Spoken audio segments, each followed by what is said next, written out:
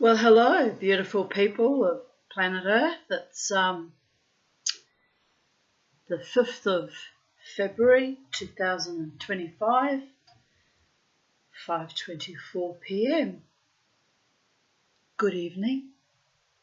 Welcome to Sacred Space at Titania's Realm, where if you come to my YouTube channel, you live in my world, I don't live in yours. But you're free to come and go as you please, and if you've got negative intentions, don't bother entering this portal, and if you should find yourselves within, take yourselves out pronto, or you'll be shown out by my spirit protectors in no uncertain terms. Just saying. It's been a very weird day today, very confronting. I don't update you usually anymore because I have my everything saved to Vocal Media or Facebook or Instagram. But before we begin chapter 11 and 12 of Great Australian Ghost Stories, I just thought I'd give you a little update on my weirdness today. I had a debrief today with my wonderful, worthy, soul-nourishing, supportive ally and psychiatrist. He concurs with my thoughts on the last 2 weeks since started just before Charlie's death, actually, with that weird sexual assault by that female 2 days prior. It's been a slippery slope, gravel sliding, skidding descent ever since. However, I've kept my head straight and my heart open and held my ground and behaved with class and honour and integrity at all times, and I haven't lost my cool. I haven't lost my mind yet. I kind of almost lost my cool a bit today at the chemist where no one was serving and I didn't have a lot of time, but I thought I'll just leave. I'm getting triggered and I'll just fucking leave. But it's very hard to get proper service in shops or anything to do with health professionals now. So I'll read you today's updates. I'm making this part of my YouTube video because it's my public record of my whistleblowing and what's going on in my current realm as far as medical malfeasances go. And I don't have a lot of faith in the Health Rights Commission since they really badly let me down in 2000. So everything is recorded on social media, and I have a very honourable habit of speaking the truth. So if anyone disagrees with my statement of facts, they'll have to come for me and try and figure out where the lie is, because I document everything. Have done ever since 2000, when I realised I couldn't trust my own government with anything twisting and distorting of facts and sweeping that little episode under the carpet as they did, which was, by the way, unfucking forgivable and caused me decades of trauma and distress. So I won't live in decades of trauma and distress. Sneaks up on me occasionally and overwhelms me, but I'll continuously speak to truth and hold my head high, no matter what, no matter who. Just saying. So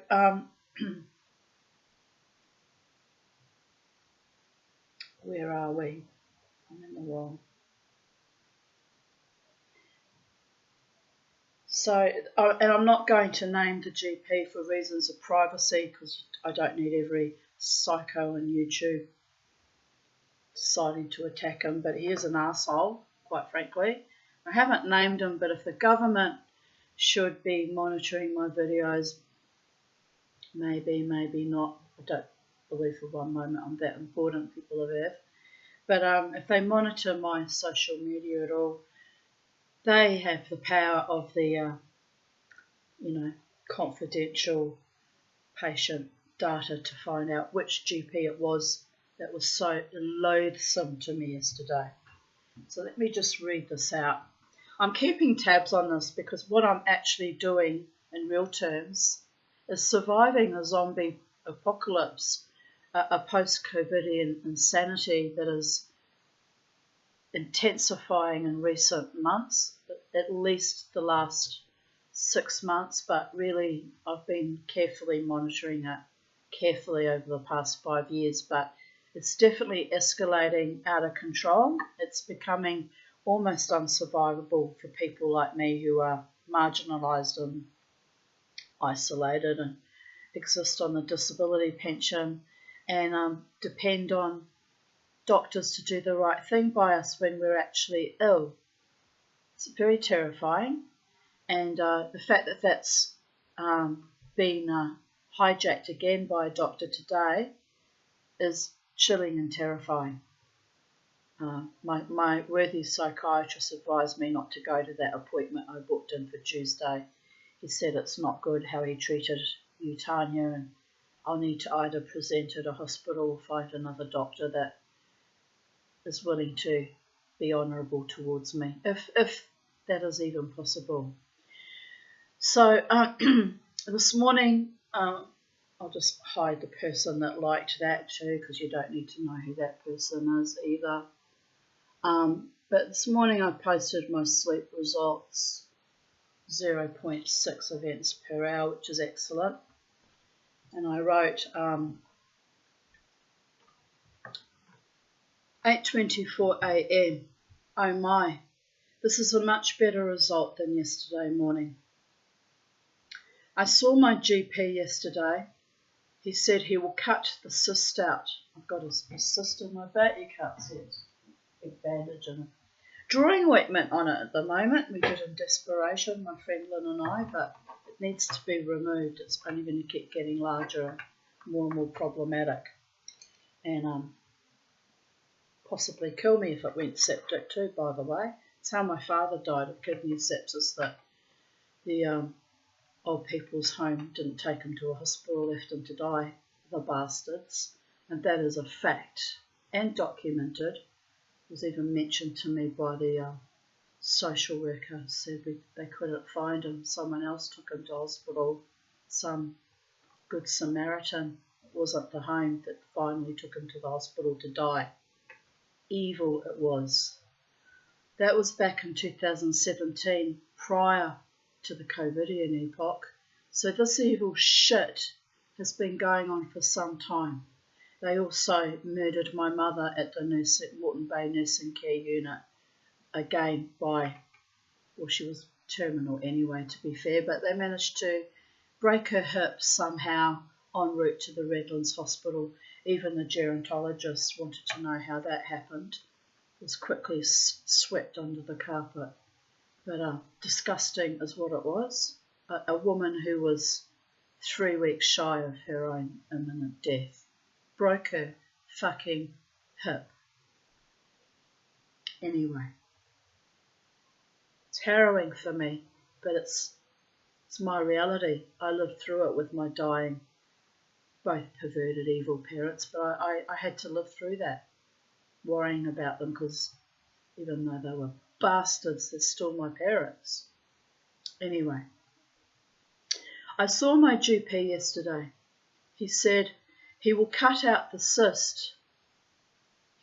Let me read it properly how I wrote it. Stick to my facts. He will cut the cyst out for $200.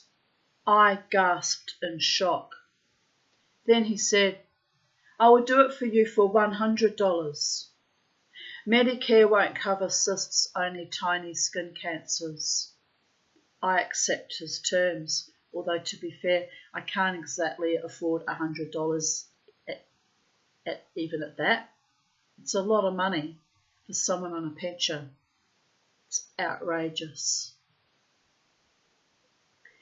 He smiled and blushed with delight, happy that he's getting money out of me on accepting his terms. with reluctance and acquiescence, because what else am I supposed to do when I'm ill and have a thing festering on my back, people of Earth? Then he says, why don't you go to the other skin doctor? Because he knew I was seeing another skin doctor over at Annalee, who I also won't name, but was also sinister. I stared at him. By this stage I'm realising what he's actually saying is he doesn't want to be bothered and doesn't actually want to treat me, even for $100. I said, I want to cry when I think about it. It's that awful. I'm being targeted and left for death, people of Earth. That's the reality. I said, the other doctor is an excellent surgeon but has the bedside manner of a psychopath. Zero empathy. I leave feeling shaken and terrorised. He also freaked out with my last cyst as he stated it was much larger than he anticipated. There's actually a YouTube video of me sitting in my car, bright red, traumatised, still kind of in shock from that actual surgery. 2022 that happened. I'll put the link to that video in later so you can see I'm speaking the absolute truth here. He was sweating and shaking. Himself, a specialist used to cutting people up, freaked out that it was actually above his pay grade. Right? I was traumatised. I want this done before it gets bigger than Ben-Hur. This one, the doctor I saw yesterday, smiled sanguinely. Does he bulk bill? No, I reply, not anymore, which is why I started going to this GP for my skin complaints as well, because I know he does skin cancer treatments. So I thought, well, I'm already seeing him as a GP for other things. I'll get him to deal with my skin cancers as they occur. It's logical, isn't it? Why would I go to a doctor who treats me like crap and doesn't bulk bill? I say, yeah. He said, he smiled again. Or you could get it done at a hospital for free. I says, yeah, and wait weeks, or have them butcher me like they did my daughter, who now has to have restorative surgery as they cut through a muscle in her back and she can't raise her arms. She had a large cyst removed from her back. 2023, I think it was. Oh, well, that's when I had mine done, because hers was 2 months after mine was done. And they butchered her. She just lost control over being able to raise her arms properly. And then I said, yeah, I could let some cowboy at me. And then he said, or a trainee doctor. Like, it's just outrageous. They know. They know they're letting the public be treated by people who aren't properly trained or don't give a flying fuck or don't actually want to do their job anymore or actually want you dead. Agenda 2030 is well, we've reached the next phase now. First they gave us the vaccines, and those of us who haven't died from that, they're now withholding proper treatment at every opportunity under any excuse. Or you have to pay a lot of money that you don't actually have to punish you for daring to merely survive. This is where we're at, people of it. It's why I'm documenting this. I'm perfectly serious. He gives me a script for antibiotics. That was something, I guess. Usually they withhold that as well, as happened to me with the last very bad respiratory illness I had in 2022 that wasn't COVID, but I was very close to dying. There's a YouTube video about that too. So if you backtrack over those, you can see I'm speaking the absolute truth about how I've been very poorly, systemically abused by my own government. It's a government that is responsible since they fund Medicare and they brought in, the last regime from 5 years ago, the last treatment regime or mistreatment regime or adverse reaction genocidal regime. I'm perfectly serious. I made an appointment for him for Tuesday next week. I wanted to scream, "Fuck you and your Agenda 2030. It's deliberate targeting of the poor and marginalised, you bastards." But I go visit Lynn.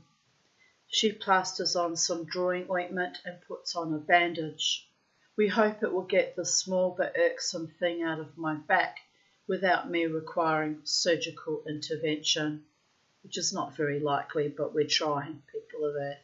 We're trying to circumvent that horror, absolute fucking horror of medical neglect and or negligence. Doctors are not doctors anymore. They haggle like hookers in a low-rent marketplace. It's humorous but astonishing. $100, which he haggled down himself from $200. That's what I'm angry about. Not the fact that I have to pay him money because he's a doctor and everyone should be entitled to earn a living, but that he bet me down from 200 to 100 and practically laughed in my face. Why do I go along with this? To survive? It's nuts, people of Earth. What would Boadicea, the Icenian queen that fought the entire Roman Empire almost single-handedly, very small band of army she had, or Lagata of Vikings fame, do? Cut their own cysts out and cut off the heads of ignoble idiots with medical degrees that actually hate their patients. Can we say post-COVIDian zombies? Complicit in genocide, now ruthlessly obfuscating their roles. Any excuse under the sun put me off for a week. That too was insulting and suspicious. I wrote, governmental whores of Babylon in big block letters. Then I continued, because I'm, as you can imagine, hellishly angry and disgusted at how I'm treated by doctors in service to the Queensland government and federal government, by the way. Australia, where they literally have multi-pronged attacks that literally kill you. So I wrote, P.S. No offence or ad hominems intended towards sex workers. You deserve to be paid well for invasions of your body autonomy that you endure to put food on your table, while the rest of society are proctolized, poked, purged, and otherwise violated in an attempt to prolong our lives at the hands of over-educated, soulless mercenaries. I want to say not all doctors, but the majority of them now, this is their attitude too. Their patients, humans in general. Shameful it is. It almost makes me want to go and study maths and somehow unblock my dyslexia as regards numbers so I can go and study to be a doctor myself, because Real doctors that actually treat people and care are rare now. Rare.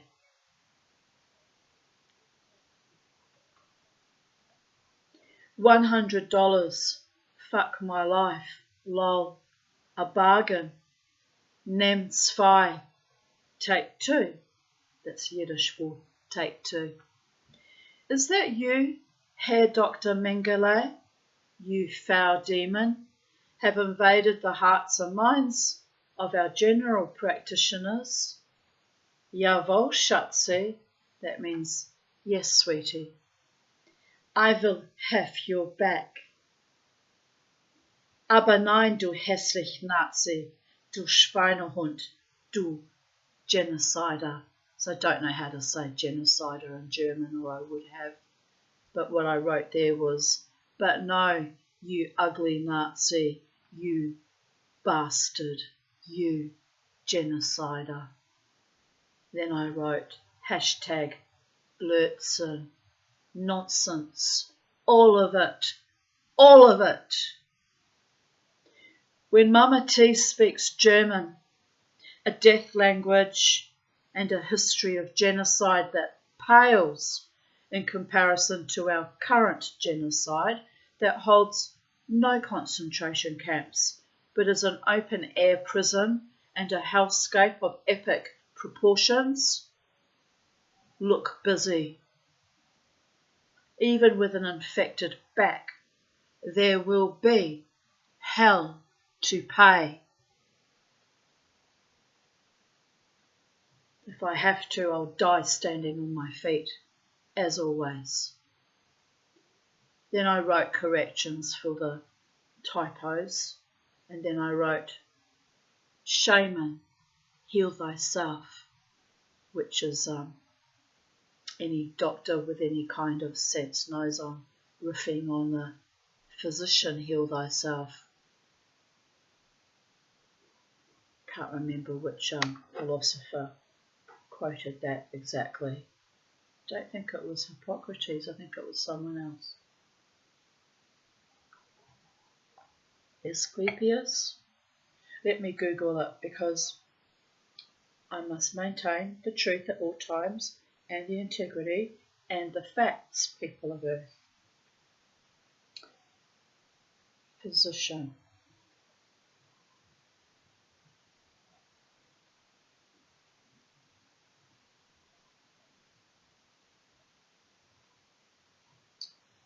I don't know what I've written there, but it looks like Finnish. Maybe I should move to Finland. I don't know how I would survive the winters there though.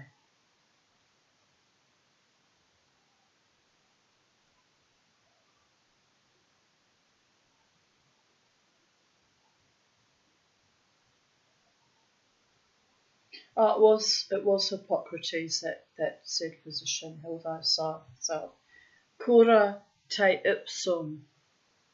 Well, I can't heal it since it's a cyst in the middle of my back that I can't exactly reach and can't take a knife to and gouge out myself, although if it got any worse I would have had to have attempted it, I guess.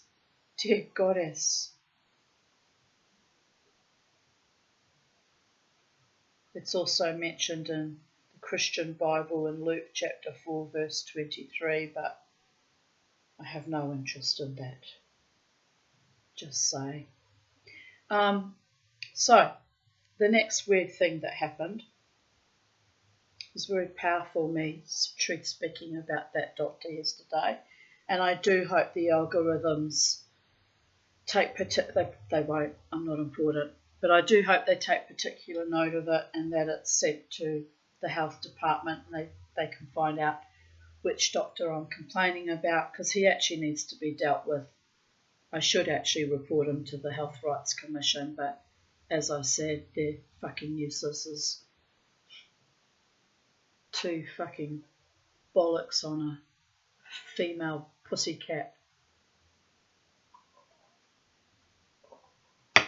The right bollock and the left bollock have no idea what they're doing either. Anyway, so then I went prior to debriefing with my psychiatrist, who advised me to either go to a hospital, find another doctor, and not to keep that appointment with Dr. Lee on Tuesday, which I think is very, bim bang, said his name. Well, it's not defamation, it's the absolute fucking truth. And I've reported it to my psychiatrist and he's made a note of it, so that protects me from a defamation case because it's been documented. This is why I appreciate having my psychiatrist who documents all my constant struggles in this paradigm. So anyway, prior to seeing my I was trying to maintain confidentiality, but it slipped out. Prior to seeing my psychiatrist, I went to lodge my medical certificate because I was due recently for a new medical to keep my driver's license, and so I went to lodge it at Queensland Transport. And here's the weirdness that happened there, which I have written about and documented. I'm going to cover that name again of that person that's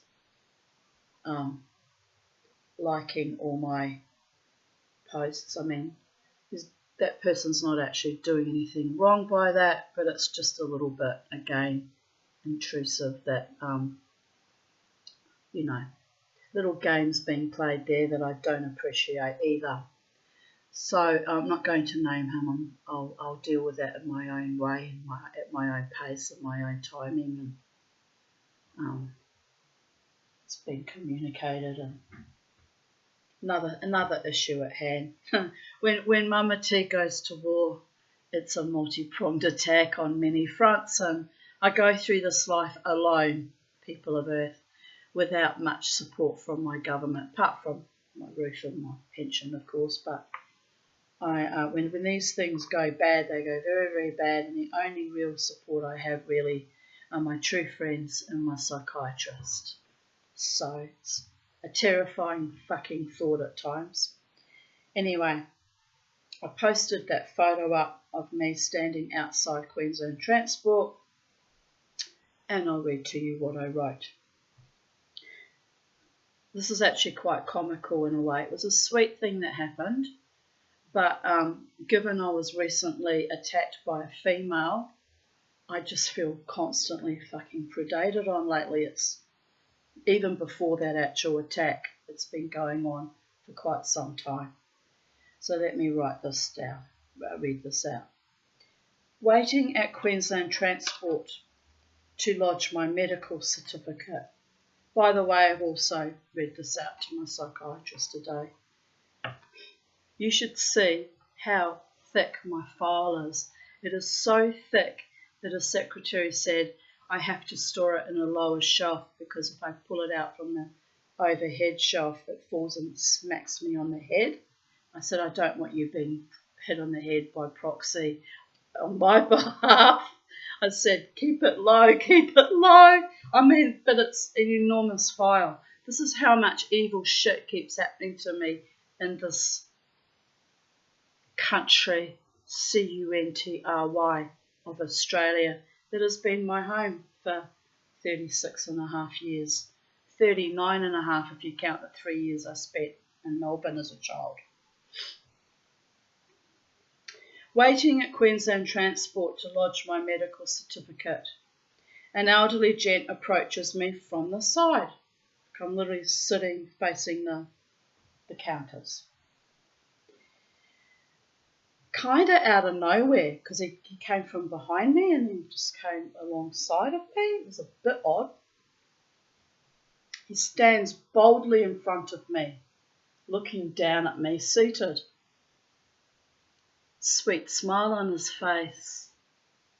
Says, you should get served real quick wearing that lovely dress. You look lovely. I look up circumspectly, replied sanguinely. Thank you, kind sir. That's very charming of you. With just a tiny tinge of "don't fuck with me" in my eye. It was a lovely compliment, but it was out of left field and kind of a bit inappropriate. But kindness and respect is everything, and he obviously felt moved to compliment me, and I did the courteous thing and thanked him, albeit warily. He shivers ever so slightly, moves on. The admin officer, seeing this, had earlier told me I need wait only 5 minutes, calls me over. He was very nice man, but he'd also jostled to serve me at the front counter when he said, I asked him how long I'd have to wait because I didn't have a lot of time because I was about to have my therapy session. It'll only be 5 minutes, right? But I was aware that there was a bit of manoeuvring going on. And that was harmless enough, there was a long queue. He needed to help serve at the front counter, actually. No harm, no foul. There's doing his job, am I right? I tell him, he calls me, he actually physically called me instead of announcing the ticket number, which was a little bit odd. He'd come over here, so I go over. I tell him, you didn't need to call out my number. Thank you for saving me from the predating older man. Will I even get out of here alive? We laugh. I tell him my non-COVIDian vaccinated moans are driving them all wild. They don't even have to see that I'm not all that attractive, meaning he came from behind me, didn't even know what I looked like. Just was drawn by the coral colour of my dress and maybe the flower in my hair and just me sitting there minding my own business, am I right? I said to him, just my scent is enough. I'm like a fairy. We laughed again. He tried to upsell me to pay my new licence fees, which are due on my birthday in April, early, $200. I said I would need a few more weeks to gather that money together. Nice man. He tells me he sees the sexual predation when he's out too. Women with no dignity. I nodded. What a world.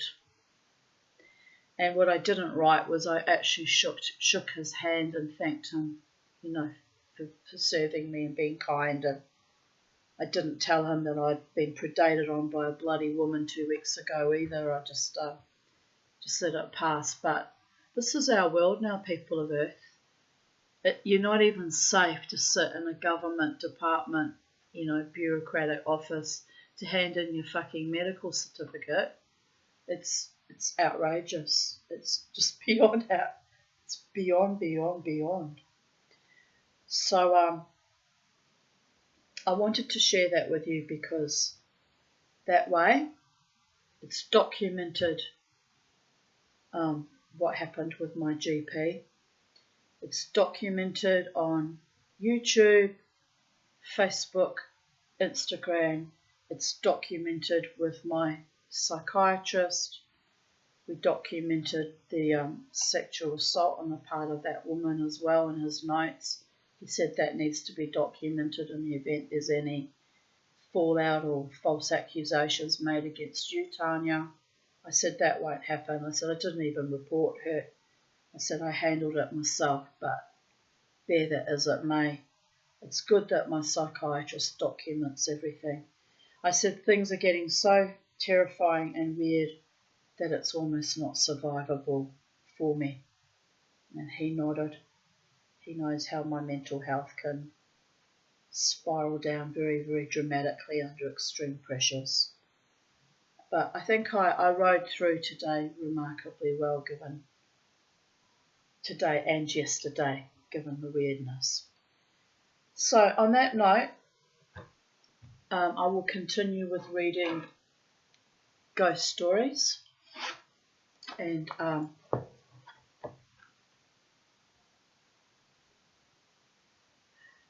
Chapter 11, The Gyra Ghost, a touchy subject. Oh, sir, there are more tricks done in the village than make a noise.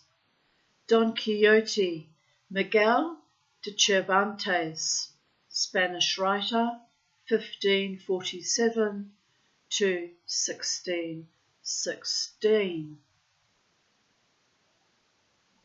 Didn't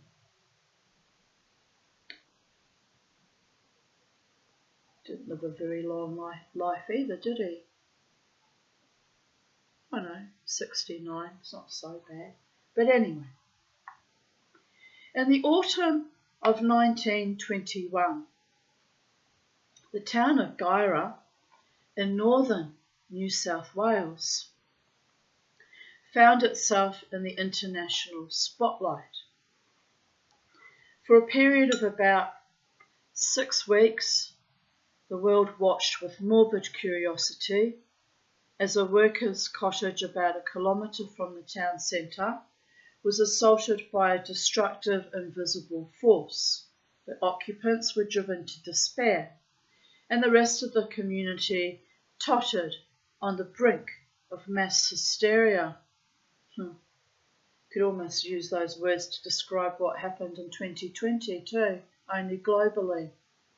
Dear Goddess.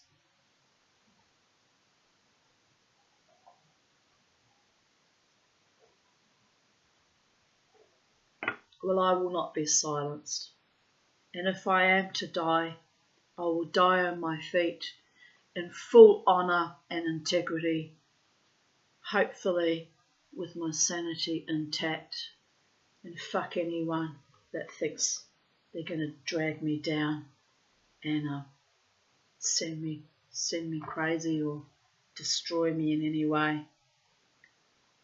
I'll fight to the very last breath if I have to. I just hope I don't have to. I was looking forward to getting old gracefully with a loving man by my side and loving friends and family, community and tribe. But if that's not to be my fate and I have to go down in the blaze of my own fucking glory, struggling on my own for the rest of my life, then so be it, people of Earth. At least I can hold my head high at night, not bribing people or offering and haggling with people to get cysts, infected cysts cut out of their back.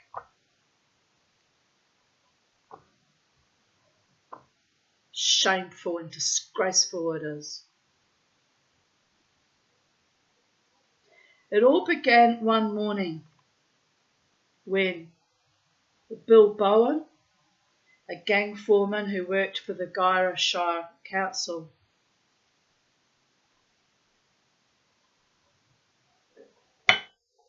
walked into the town's police station and complained to Sergeant Ridge that during the night someone had placed a heavy wooden railway sleeper up against a window of the cottage he and his family rented. Putty, he said, had also been removed from around the pane of glass in the window. That's odd, very odd.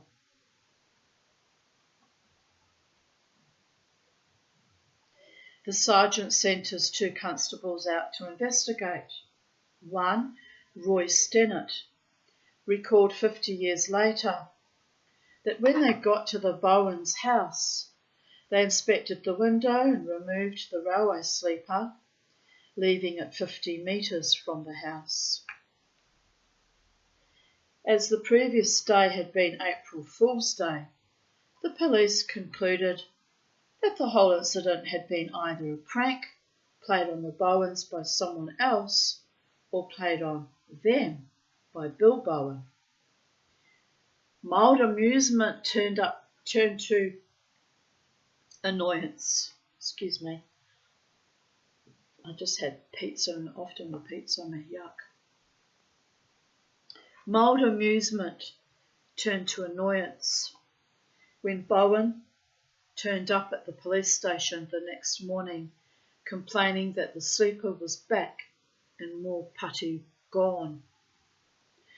Sergeant Ridge was now convinced that Bowen was pulling his leg. He told his constables to go back and shift the sleeper, then return secretly after dark to keep watch on the house.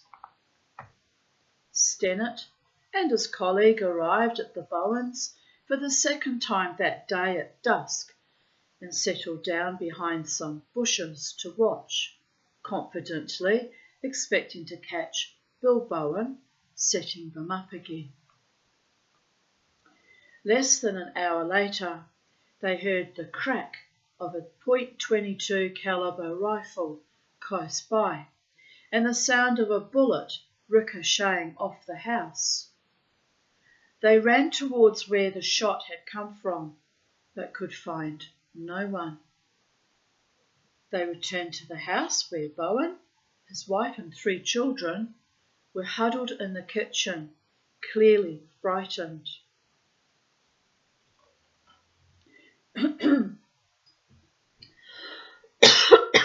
Excuse me.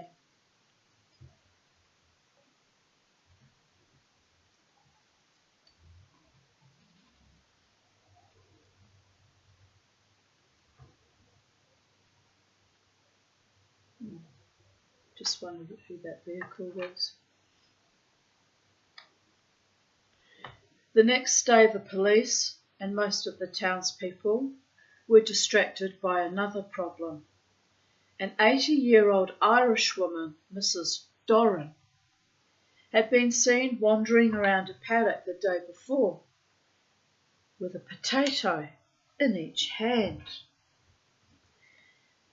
She had not returned that night, so a full-scale search was undertaken.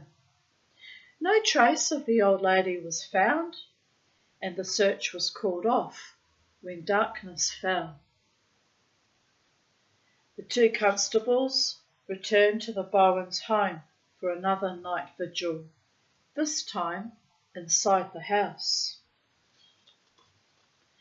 Soon after their arrival, loud thumping was heard on the walls near the window where the railway sleeper had been placed and in one bedroom. From inside it sounded as though the thumping was coming from outside, but nothing could be seen through the windows. When the police went outside to investigate, the sound seemed to be coming from the inside. These unexplained noises continued for another 2 nights, the stones ranging in diameter from 3 to 8 centimetres.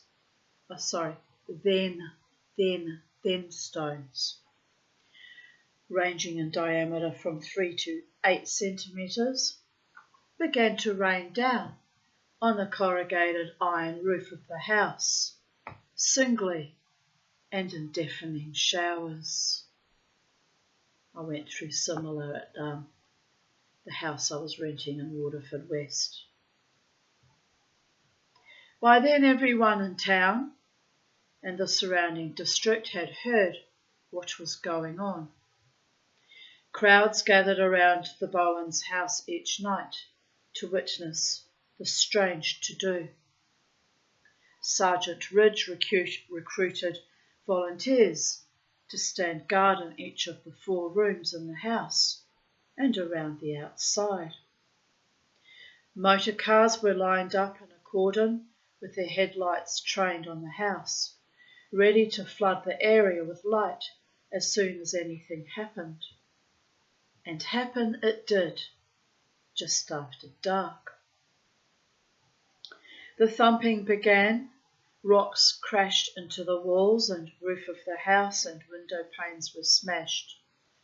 No one could have broken through the cordon without being caught, which meant that either someone within the house was responsible for the thumping and someone in the crowd had managed to throw the rocks without being seen, or that invisible forces were at work.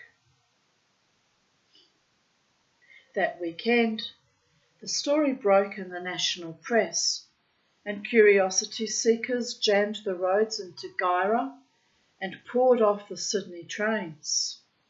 There were journalists and photographers from city newspapers and a flock of self-styled experts on the paranormal. One of the latter, Ben Davey, described as a student of spiritualism and theosophy, told the press he had been called in by the authorities to subject the phenomenon to the acid test of spiritualism. Sergeant Ridge, who was showing signs of stress, and his 2 constables had more or less moved in with the Bowens, and were only too willing to allow anyone who offered a possible solution to join them. Davey announced that the cause was almost certainly the spirit of Mrs. Bowen's daughter by a previous marriage, a young woman named May, who had died just 3 months earlier. May, he said, was trying to contact her stepsister, Minnie, Bill Bowen's 12-year-old daughter, who occupied the bedroom where the thumping was loudest, and that Minnie was refusing to allow her to come through. This theory implicated Minnie Bowen, and thereafter she was the focus of official and public attention. Minnie Bowen was a tall, thin girl with straight dark hair and plain features, described by different newspapers as a normal girl, not clever, introspective, and backward for her age. They all agreed she didn't smile very much, and her eyes had a penetrating quality. She'd probably been through quite enough as a child. You get like that, not wanting to smile and having eyes of a penetrating quality. All jokes aside, it's ugly how they're quick to ascribe, blame on a little girl for poltergeist activities, although at 12 she was at the right age for that activity to manifest.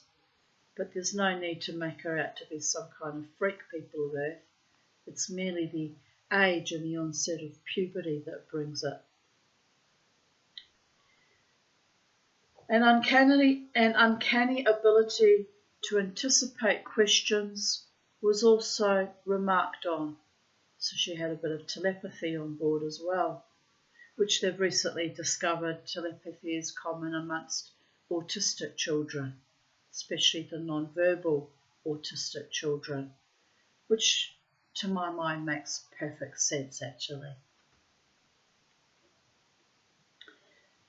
Davey took Minnie, her mother and a local sawmiller, just one of the troop of vigilantes who was stomping all over the Bowen's house, into Minnie's bedroom and told the girl that when the knocking started, she was to ask the spirit if it was her stepsister.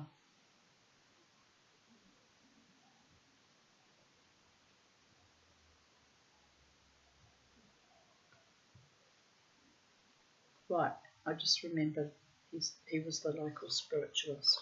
So what was he doing when he'd go into a girl's bedroom? I was about to get completely mental about it, then I realised, yes, that was appropriate given he's trying to work out who the spirit is.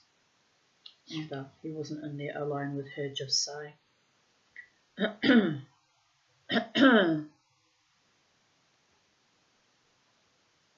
The noise began, and reluctantly, Minnie asked.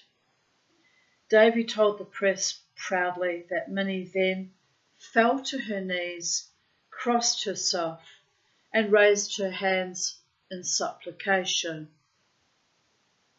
The rest of the family and the policeman had crammed into the small room by then, and they watched as the distressed child staggered to the bed where Mrs. Bowen was sitting and laid her head in her mother's lap.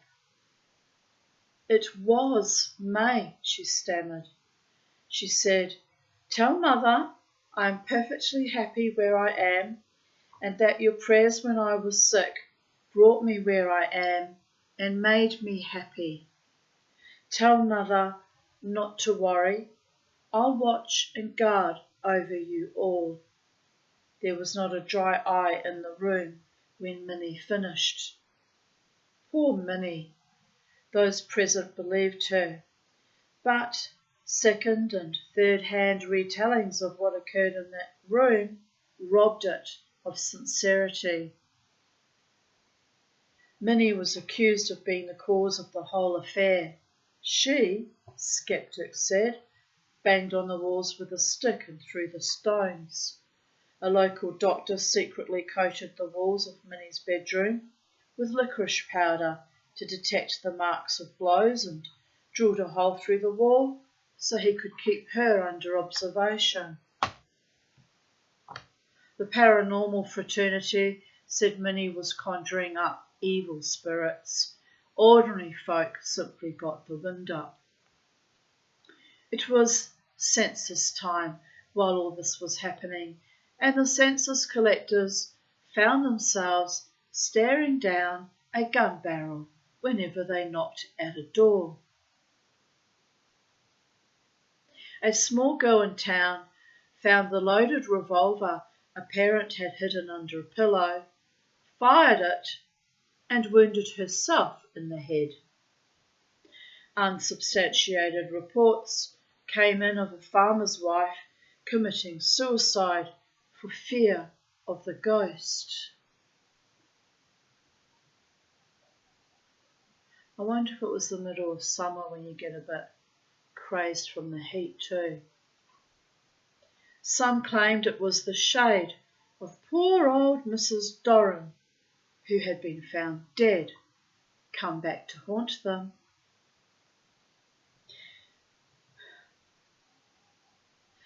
I get a little bit triggered when I say the word shade because my former husband, when I first met him when I was 17, used to refer to himself as Shady Boy.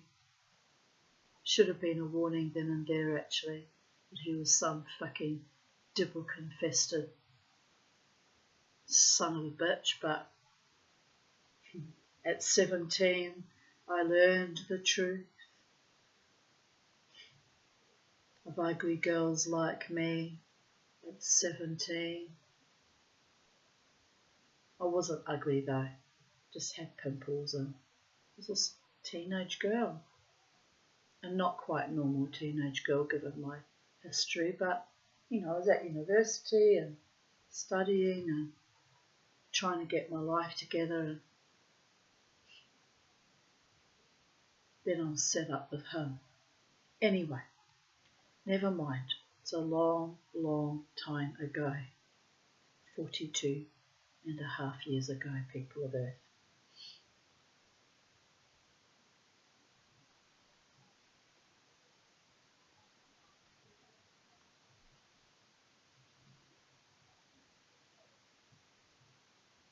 Lights burned long through the night, nerves strained and tempers quickened. A team of carpenters put heavy shutters over the Bowens' windows, but one morning, while the family were away, someone or something ripped them all down and smashed every window in the house.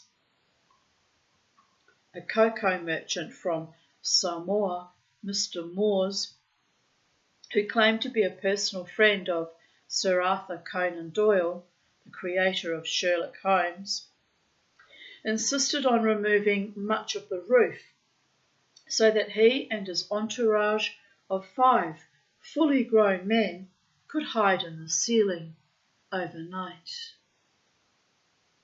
Sergeant Ridge finally cracked and was sent away for a rest cure. A tough Sydney cop named Hardy was sent up to clean up what was fast becoming a very public embarrassment for the police, and, after sorting out a notorious gang of Sydney hoodlums the year before, Hardy vowed he was not going to let some hick kid make a fool of him. Just a moment. Battery issues here. He was much less gentle than the country police had been when he interviewed Minnie, and he succeeded in wringing a confession out of her. Yes, she cried. She had thumped on the walls just like everyone said she had. And yes, she had thrown all the stones. Oh, stupid bloody machine. Dear goodness. Got to do it twice so it won't recognise it. Knock 3 times on the ceiling if you love me. Da da da da. Anyway, this computer's always been crazy. I don't know why. Has a dibbook in it. A very cocky Hardy wired his superiors in Sydney that the case was closed. That night, for the first time in almost a month, there were no thumping noises and no stones thrown. Hardy, the hero of the moment, caught the train back to Sydney the next day. The following night, the whole terrifying business started up again. Interesting that. At their wits' end, the Bowens packed Minnie off to stay with her grandmother in Glen Innes for their peace of mind and to protect her from vilification and further harassment, and the noises and the stone throwing immediately stopped. Minnie settled in contentedly with her gran in a cosy house in Church Street, Glen Innes, and it seemed as though the Bowens' problems were over. However, 10 days after her arrival, to everyone's amazement and horror, stones began hitting the house in Glen Innes. Windows were smashed and solid walls shook under heavy blows. Ornaments crashed to the floor. The police were called, crowds gathered, and the whole cycle seemed about to repeat itself. The grandmother wired Minnie's parents begging them to take their daughter back. Minnie packed her bags again, and her parents reluctantly collected her. Back home in Guyra, the family sat on the edges of their chairs each night, ears straining and nerves tensed for the sounds to begin and the stones to rain down. But they didn't. Days went by, then weeks, and nothing happened. The Bowens began to breathe easily, but the scars of the past were deep. A short time later, they packed up and moved on. Much has been written about poltergeist activity and how it often occurs in a household where there is a girl approaching puberty. One widely held theory claims, widely held theory, oh dear goddess, claims that such girls are able to use the powers of their burgeoning sexuality to move physical objects and whip up psychic storms. Some believe that young women whose emotions are deeply repressed have the same powers. Minnie Bowen might well qualify as proof of either or both theories. She may truly have been, deliberately or innocently, conjuring up powerful forces. Equally likely, it could be argued the Guyra ghost was not a poltergeist at all, but a clever, man-made plot to discredit the Bowens and drive them from their home, or simply a prank that got horribly out of hand. When researching the story back in the mid-1990s, I got some very strange responses from my inquiries made in Guyra. So strange, in fact, that I concluded the original published version of the story with the observation, readers are advised not to go asking questions around Guyra about the ghost. They may be surprised at the hostile response they'll get. 3/4 of a century after these events, the people of Guyra still get annoyed when strangers pry into the affair. The Bowens' house is still there, but the current occupants do not take kindly to curious visitors. Descendants of the Bowens who live in the district get quite belligerent when anyone mentions the subject, and the local Historical Society declines to answer inquiries about it. I find that a bit odd, actually. If you've done nothing wrong, you've got nothing to hide. That's how I live my life anyway. Got nothing to be ashamed of. Be transparent, be integral, be authentic, be, honouring and honest. You can weather almost any storm, depending on how many enemies you have at any given time in the space-time continuum. Back in the day, when I was under full-blown attack, I had 12, including my family of origin. It was a very hard storm to weather, but I weathered it, and if need be, I will weather another one. Just hope it doesn't come to that. It's pretty alarming that I have to haggle for medical treatment now, though. Just saying. I concluded at the time that perhaps they were all simply fed up with the whole business and made the observation that, as there is a vast amount of documentary evidence about the affair available, it seemed futile for the good folk of Guyra to close ranks so late in the day. That opinion has not altered, and in fact has been reinforced by a few more recent revelations. When another researcher attempted to piece the mystery together in 2010, he found that archived copies of the Guyra Argus of the time were missing from the collections of both the State Library of New South Wales and the National Library in Canberra. Other inquiries in recent years prompted a few locals to come forwards with some facts that, far from clarifying the situation, confuse it further. One claimed that the house in Guyra that had been identified for decades as being the Bowens was in fact not their true house. Was in fact not. Their true house had been 200 metres away in a different street. The same informant suggested that the real house was subjected to thumping and stone attacks after the Bowens departed and up until it was demolished some years later. A little of Minnie Bowens' later life has also recently been revealed. When she grew up, she married, becoming Mrs.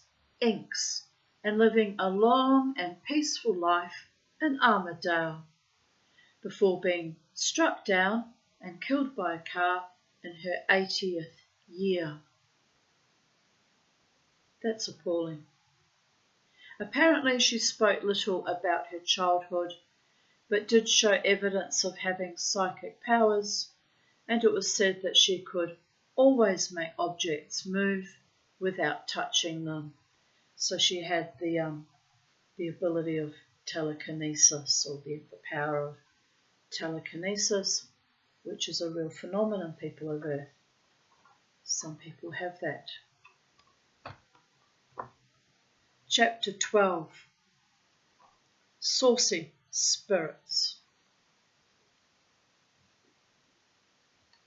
In fact, going back, just to finish what I just said about telekinesis, my de facto stepfather, Cornelis van der Graft, who, as I have said often, survived a concentration camp, and I met my mother on the return voyage, myself and my mother on our return voyage from Germany on the Alanis in 1973, and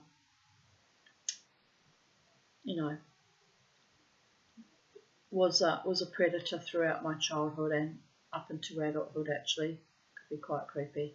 Never ever did I leave my children alone with him for one moment. I always followed. If he called them into his room, I was hot on their heels. He said to me, "You don't trust me." I said, "Why would I, after the childhood you gifted me?" Held his gaze. But anyway, as I said, I think it was in a video yesterday, he didn't believe in spiritual, paranormal things. But I mentioned yesterday, because I posted that lovely photo I took of that cloud that had the face of a man that looks like he's blowing smoke, or in the shape of the smoke that he looks a bit like a helicopter, except it's missing its rotor. But anyway, I was fascinated a bit by that, so I posted it. And then in yesterday's video I mentioned Case and how he liked to cloud watch. Well, on the subject of telekinesis, he once told me that he had an aunt. He came from the Netherlands, from Holland, and he was very close to his mother, very enmeshed, close bond with his own mother. And but he mentioned he had an aunt. I don't know if it was his mother's sister or his father's sister, but he told my mother and I, he said, "I don't believe in all that nonsense that you and Tanya, because I was raised with the occult by my parents, believe in." He said, "I think it's all rubbish." He said, "Except for one thing."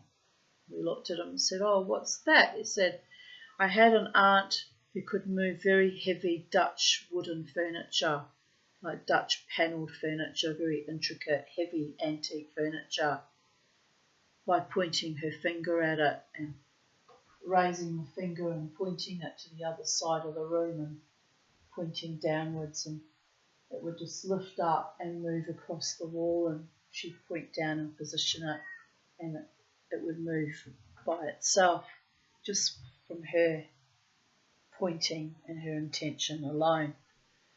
He said, "I saw her do it numerous times." He said, "It was real.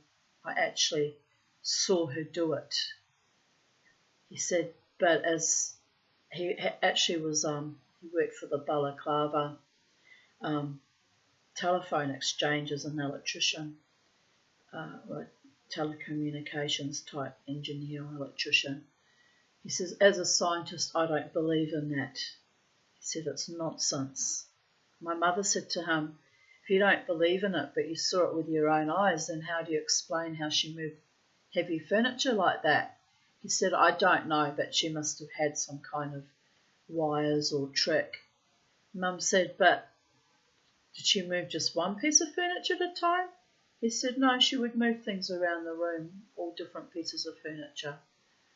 And I couldn't see any wires." He said, "But there must have been a way she did it to trick me."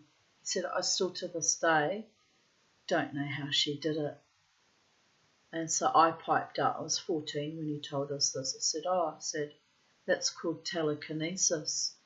I said, there's a Russian woman that can move glasses and compasses, and there's videos about it on YouTube. But I said, to actually be able to lift and move heavy furniture, like, that's intense. That would take a lot of energy, telekinetic energy and psychic manifestations. So yeah, it was strange how he refused to believe in things even when he saw it with his own eyes, people have heard. Anyway, chapter 12. Saucy spirits. I believe in a ghost. I believe in a haunt. Haunt? Maybe they mean haunt. It's just H-A'-N-T. I believe in a ghost. I believe in a haunt. Good God Almighty, I ain't no saint. Ain't got no arms, ain't got no head. Don't stop to count them tracks I made. Traditional African American song, untitled.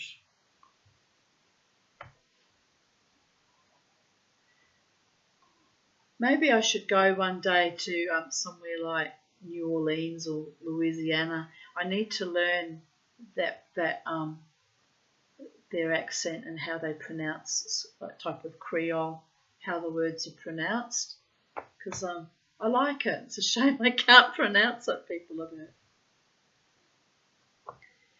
The theme of the dead returning to avenge themselves on those responsible for their deaths belongs more to popular fiction than genuine ghost lore.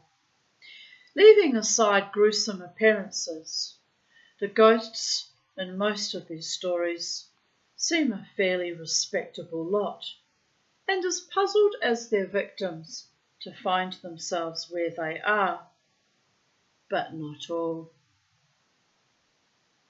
There's an old story from the Monaro district of New South Wales about an enraged spirit who returned almost immediately to take his revenge on his persecutor in some very peculiar ways.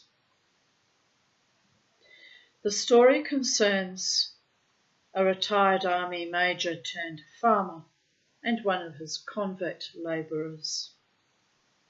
The major, according to the story, was a priggish bachelor with a quick temper who took sadistic pleasure in meting out rough justice with lash and noose.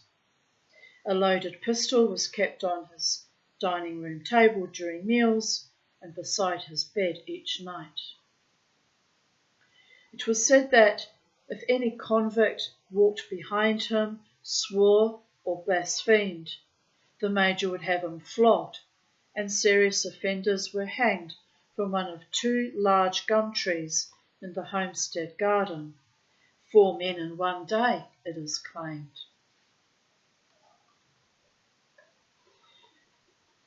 The convict in the story was an Irishman transported for political crimes, who considered himself a cut above the rest and complained about having to work and sleep with riffraff. When the major showed no sympathy, the convict threw a stone at him. According to the story, the major tried the convict, condemned him to death, and presided over his hanging that very afternoon.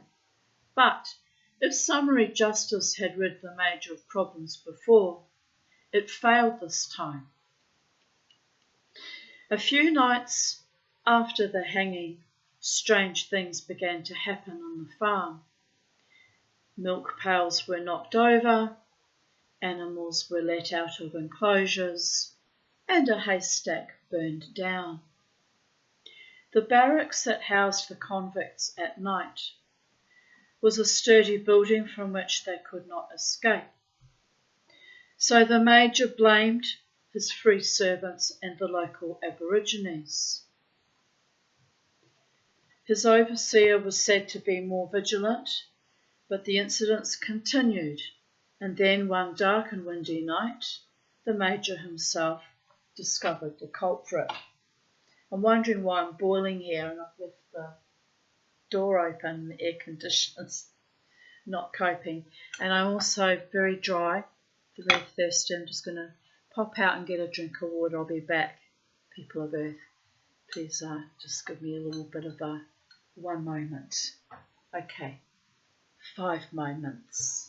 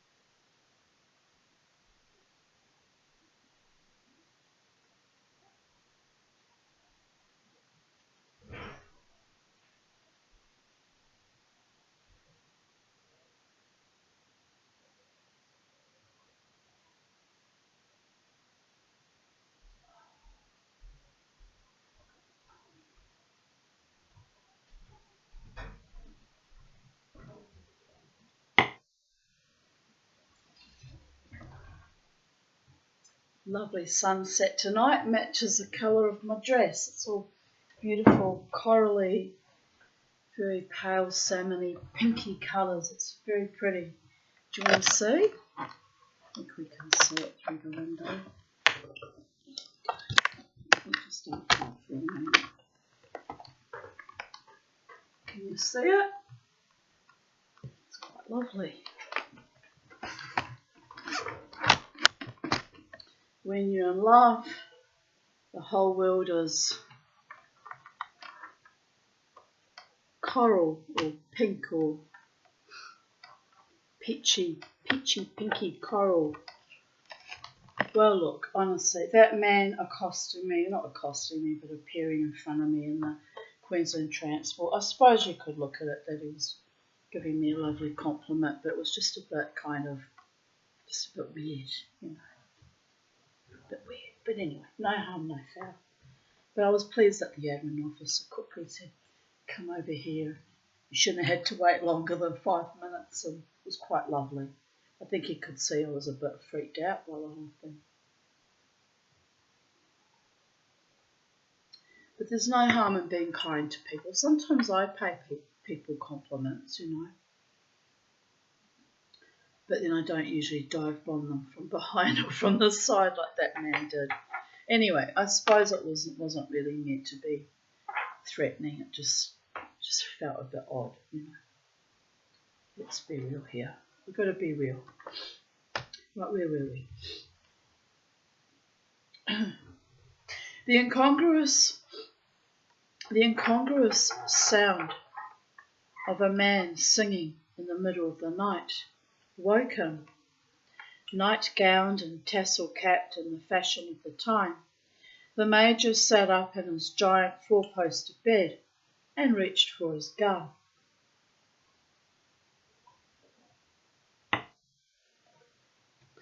He fumbled with candle and matches, but before he could strike a light, the room began to fill with a lurid glow, and the figure of the dead convict materialised at the foot of the bed.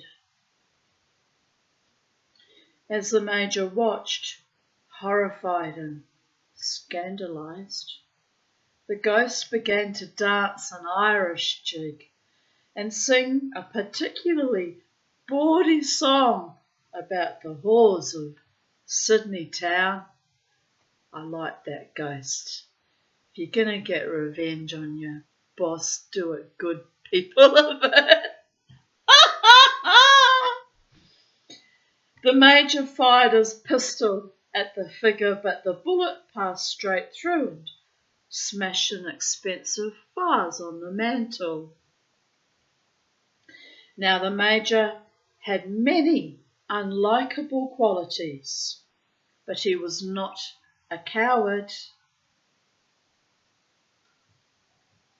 He ordered the spectre to desist, cursed it, and inveigled heavenly support. He hurled the pistol at it, but all to no avail. Can't fight a ghost, people there. Can't fight a ghost. The ghost of the Irish convict just chuckled, bowed obsequiously, kicked up its heels, and launched into another, even more ribald song. I love him. I love him. It's nothing like the Irish to be a little bit thick and bloody minded when there's rebellion at hand. Just saying. Well, the old Irish, before they all got watered down, became weak inept mummy's boys. When men were men and women were women, back in 1916. Finally, the Major closed his eyes, put his hands over his ears, and that was how the servants found him when they came to his aid. But no trace of the ghost did they see. The Major, being the practical man that he was, probably put the first night's experience down to indigestion or overwork. But when it was repeated night after night for weeks on end, he finally broke.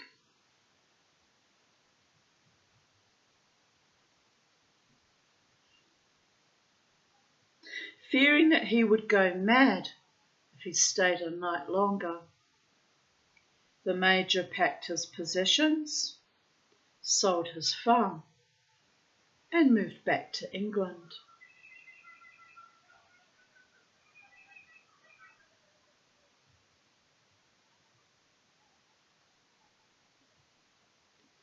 Well, that's how the story goes.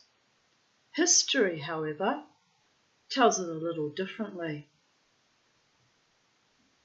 Major William Sanders Elrington retired from the British Army aged 43 in 1824. He was tall, red-haired, and carried a large sabre scar across his forehead, a legacy of the Peninsular Wars where he served under the Duke of Wellington. When he arrived in Australia in 1827, he was not a bachelor, but a widower. His son Richard and the Major's old nanny, Mary Smith, aged 73, accompanied him. Governor Darling granted the Major 200 hectares of fine land on the banks of the Shoalhaven River near the present town of Braidwood. He called the property Mount Elrington. The census of 1828 shows his labour force comprising 5 assigned convicts and 2 emancipated convicts. Thomas Clark, father of the notorious bushranging Clark brothers, also worked for the Major at one time. The Major had an elder son, also in the British Army. Lieutenant Clement Elrington, who sold his commission and joined his father for a time. I've never heard of that. Sold his commission. Major Elrington prospered. He was older, more experienced, and had more capital than most settlers. He also lived on his property and supervised its running. Many wealthy landowners preferred to live in the relative comfort of Sydney and left their properties in the hands of unscrupulous managers. A bit like me with my business, my husband left everything into the charge of our manager, who was earning double of what we both earned together. It was just madness, very bad madness on my husband's part.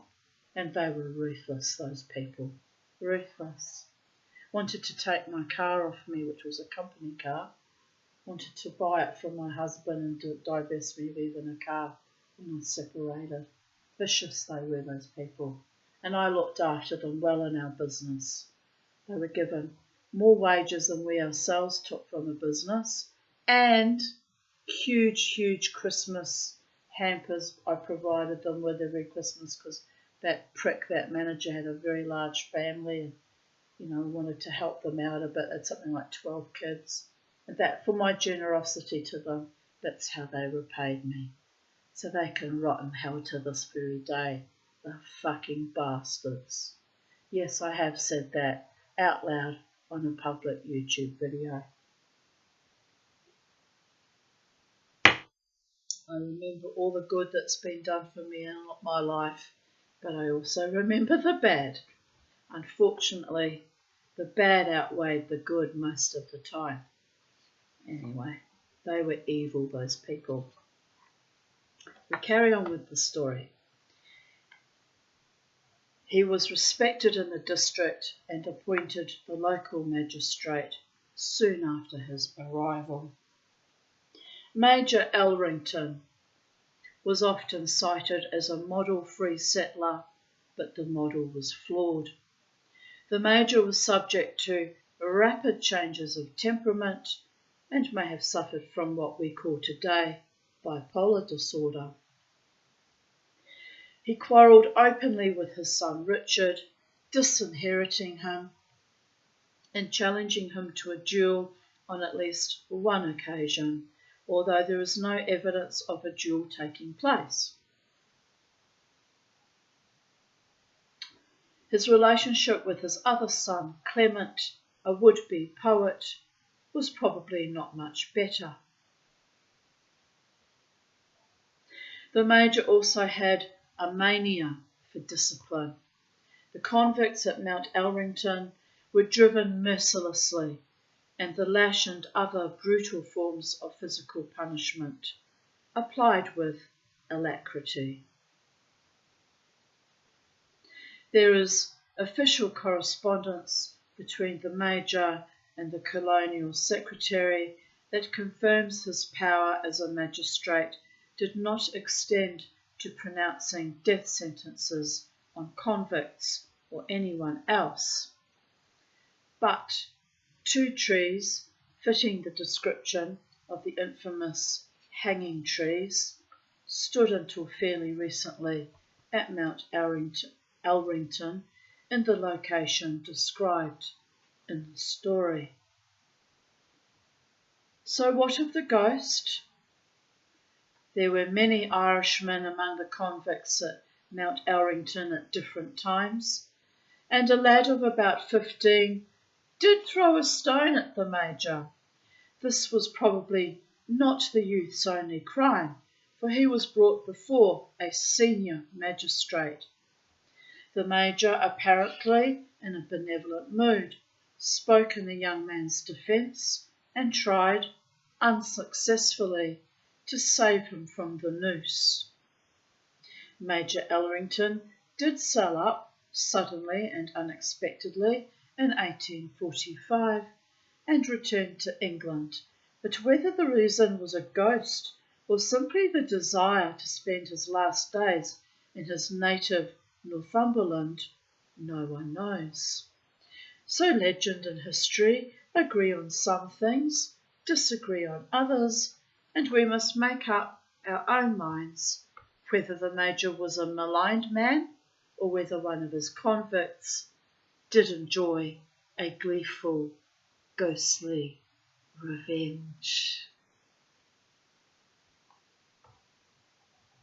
The Irish spook with his nimble feet and his bawdy songs is not the only saucy spirit in the annals of Australian ghost lore.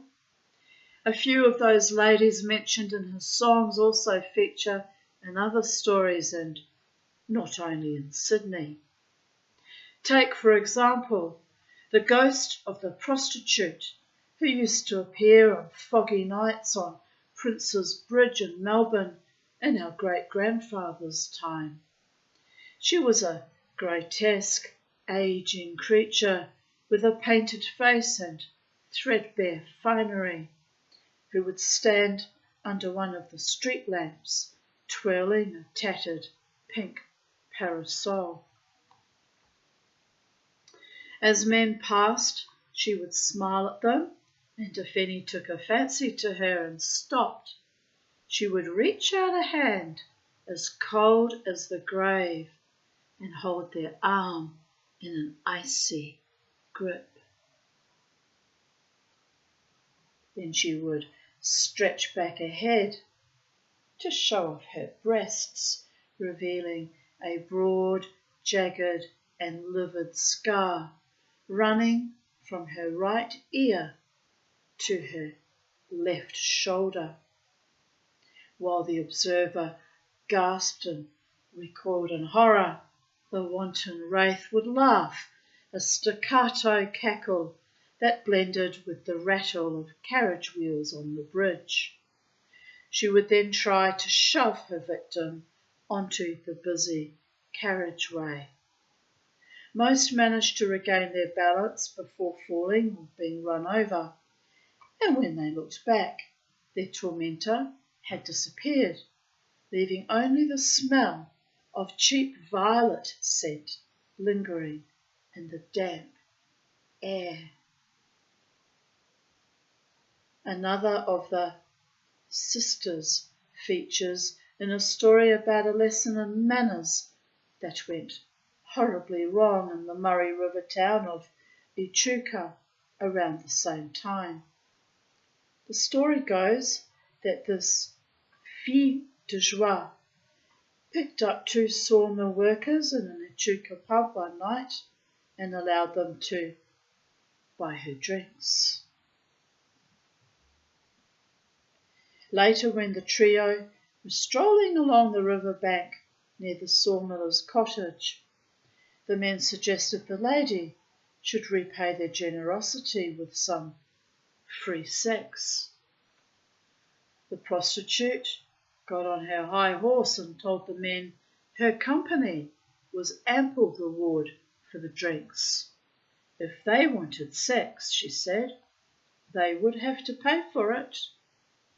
Just then they were approaching the old tramway bridge over Southern Cross Creek, so the men suggested that if the prostitute didn't cooperate, they'd dangle her over the bridge until she learned how to show her gratitude properly.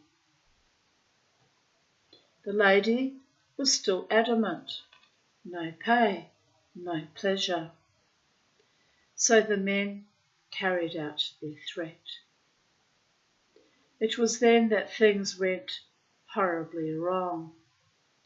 As she dangled over the water, the prostitute's tight-fitting clothing bunched up around her neck, stopping her breathing. Her face suffused with blood and her eyes bulged.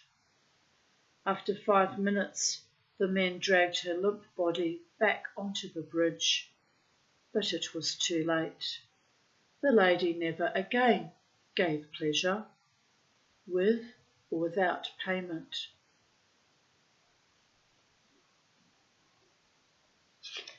For the next 30 years or so, until the bridge was destroyed by flood, the ghost of this prostitute used to appear there when the full moon was setting, as it was when she died, waiting to take revenge on her unprincipled companions.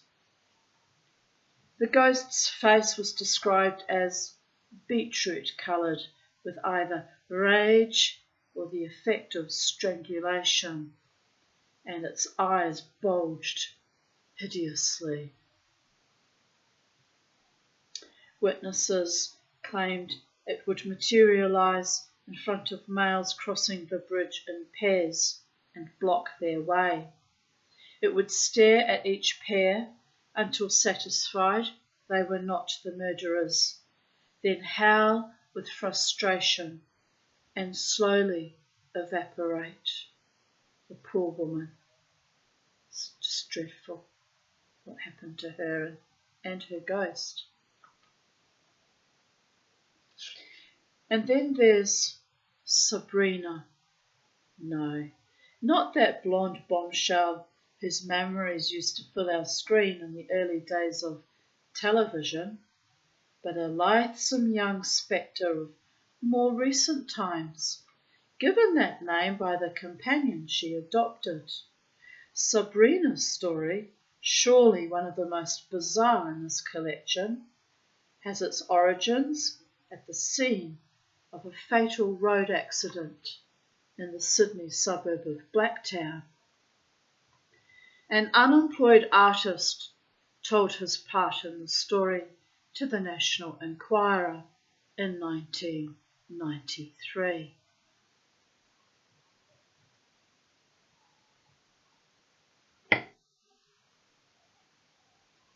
The artist was the proud owner of a 1974 Triumph 2500 with a red body and white top. When he went driving alone one day and had car trouble, a reassuring voice from the back seat told him not to panic. There was a garage 1 kilometre up the road. When the artist swung round, there was a passenger sitting in the back seat. The figure was hazy, but clearly female, young, and very attractive. He yelled, "Who the hell are you?" or words to that effect. The figure vanished, but not for good.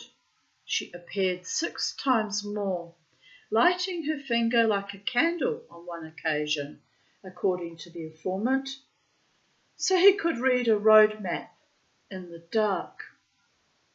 Just delightful, protecting, guiding spirit. What a lovely girl. See, not all ghosts are evil or mean. Some just want revenge, and some are just finishing off their dharma even though they're no longer alive. They're trying to show kindness and mercy to some people. The young man told the National Enquirer the ghost usually appeared dressed in the same clothes, very short red shorts and a very tight white tank top. But on one memorable day appeared stark naked. He finally got an answer to his question after the two got to know each other better. Sabrina, as he decided to call her, told him she had been riding her bicycle in Blacktown one day when she was run down by a car and killed. It was not the Triumph that hit her, and it did not then belong to the artist, but it was being driven past at the time. It was so new and bright and shiny and painted in her favourite colours that she decided to move in permanently. The artist said he didn't mind Sabrina living in his car, but he did try to avoid having friends sit in the back seat in case they took up her space, or worse, sat on her. Another decidedly saucy spectre, which might, like Sabrina, still be around, haunts St Andrew's Inn at Cleveland in Tasmania. The old inn dates from 1825 and offers excellent accommodation and fine food. This book was published in, let me just check again, just want to be correct, 2012, so 13 years later it may still be true, although I've never been to Tasmania. Another place I should go to one day. In its heyday, The hotel served travellers on the road from Hobart to Launceston and was popular with cutthroats and vagabonds. History tells of Tasmania's most notorious bushranger, Martin Cash, trading shots with the police there one day while holding the innkeeper's daughter hostage and stealing some bacon. History records that a girl was also murdered in an upstairs room at the inn in the 1860s. Perhaps it is her ghost or that of the young lady affronted by Martin Cash, who stalks the staircase, exacting revenge on the opposite sex. Legend has it that the spirit accosts males of all ages, sidles up to them, and begins to unbutton their clothes. Transfixed with fear or delight, the victims allow themselves to be stripped completely naked, after which this ghost vanishes, leaving them mortified with embarrassment and, if it happens to be winter, shivering with cold. I like her style. The owners in the 1970s told the press the ghost had been very active in their time, following people up and down the stairs. But when they sold out, she seemed to go to ground. The third owners saw her frequently, but the fourth did not, suggesting that perhaps the ghost skips a generation of owners. The next owners, the fifth in this cycle, took over in the 1990s and reported hearing murmuring voices in one room and complained of clothes being put away mysteriously. So maybe it won't be long before this clothes-stripping, saucy spirit, like Freddy Krueger, is back.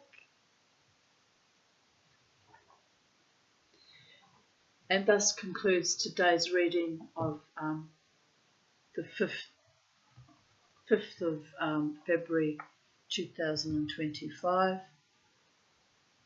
And I hope you enjoyed that as much as I do, and including my reporting on the medical profession amongst our general practitioners obfuscating their roles.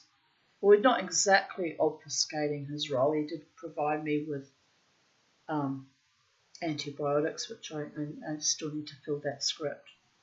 And he was willing to carve my flesh for a reduced fee of $100 from $200. So no, obfuscation of role is not exactly the correct term for it, but a form of prostituting his services by reducing his fees in my favour and forcing me to be grateful. To haggle for it is demeaning and disgraceful. So there is that. Anyway, have a beautiful evening wherever you are in the space-time continuum. I'm going to hold my head high and soldier on as per normal. It's interesting that I was wearing my little wooden soldiers today and attracted so much attention of the Homo sapiens masculine kind. Both were quite kind and protective. One quickly serving me to get me out of that place, keep me safe, and as always the wonderful protection and support of my psychiatrist. So it's not all bad, people of Earth. There's some lovely things that still happen and opportunities for soul growth and for people to show their better qualities and improve my faith in the human species as we are post-COVIDian epoch. It's not all bad. So let us look forward to more loveliness and kindness and less predation and inappropriateness and perversions and corruptions, and take the good with the bad and soldier on. Bye for now, people of Earth. Take good care, be of good cheer, and as always, remember my favourite axiom that was also gifted to me by two Jewish doctors in my community, Dr. Harry Smith, who since passed away, and Dr. Gordon Senator, who taught me in Latin to never ever let the bastards grind me down, or you, or us.